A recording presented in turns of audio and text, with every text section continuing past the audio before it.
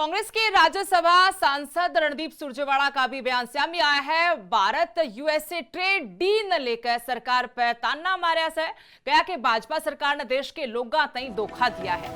72 करोड़ किसान और खेतीहर मजदूरों तई ठगी मारी है। लोगों की जिंदगी और रोजी रोटी तई दांव पर लगा दिया गया है।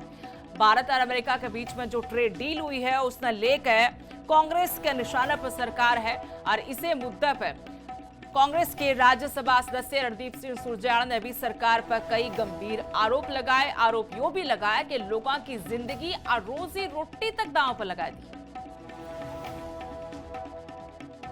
पिछले कई दिनों से चर्चा में था, वो अब इस फ्रेमवर्क अग्रीमेंट से साबित और सबूत हो गया।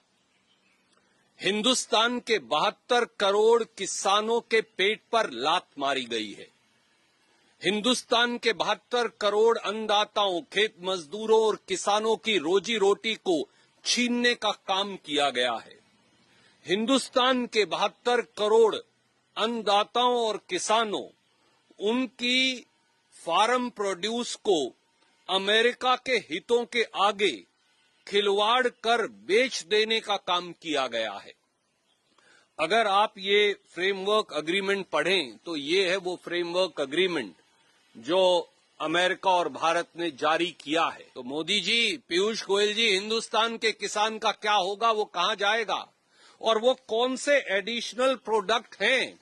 क्या इस एडिशनल प्रोडक्ट का मतलब ये है कि अब अमेरिका से दूध भी आएगा, गेहूं भी आएगी, अमेरिका से डायरी प्रोडक्ट्स भी आएंगे? ये कौन बताएगा? कांग्रेस के राज्यसभा सांसद रणदीप सुरजेवाला का भी बयान सामने आया है। भारत यूएसए ट्रेड डील न लेकर सरकार पर ताना मारिया से कहा कि भाजपा सरकार ने देश के लोगों तई धोखा दिया है। 72 करोड़ किसान और खेतीहर मजदूरों तई ठगी मारी है।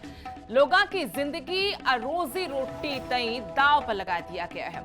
भारत और अमेरिका के बीच में जो ट्रेड डील हुई है उसने लेकर कांग्रेस के निशाने पर सरकार है और इसे मुद्दे पर कांग्रेस के राज्यसभा सदस्य रणदीप सिंह सुरजेवाला ने भी सरकार पर कई गंभीर आरोप लगाए। आरोप यो भी लगाया कि लोगों की जिंदगी और रोजी रोटी तक दांव पर लगा दी। पिछले कई दिनों से चर्चा में था, वो अब इस फ्रेमवर्क अग्रीमेंट से साबित और सबूत हो गया। हिंदुस्तान के 72 करोड़ किसानों के पेट पर लात मारी गई है। हिंदुस्तान के 72 करोड़ अन्नदाताओं, खेत मजदूरों और किसानों की रोजी रोटी को छीनने का काम किया गया है।